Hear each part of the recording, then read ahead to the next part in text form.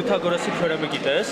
Դրա եղած ինչ, այսօր մենք ավելի բարդ բաներ ենք լուծելու։ Այսպիսի ինքնավստահությամբ աշակերտները սկսում են առարկայական հանրապետական օլիմպիադաները։ Արտաշես Շահինյանի անվան ֆիզմատ հատուկ դպրոցում մեկ հարկի տակ հավաքվել են պատանի մաթեմատիկոսները։ Մարզային փուլից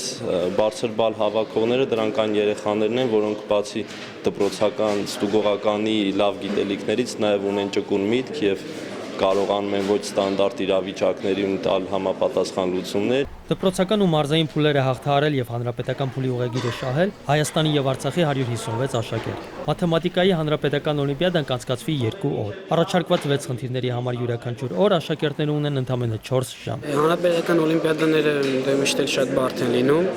բայց անկախ դրանից ես բարդ տրամադրվածություն ունեմ, առաջի անգամ չի որ մասնակցում եմ հանրապետական օլիմպիադաների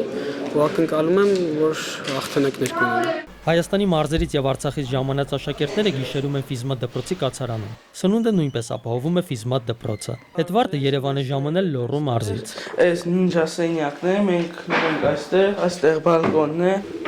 այստեղ բաղնիքն է, այստեղ զուգանն է։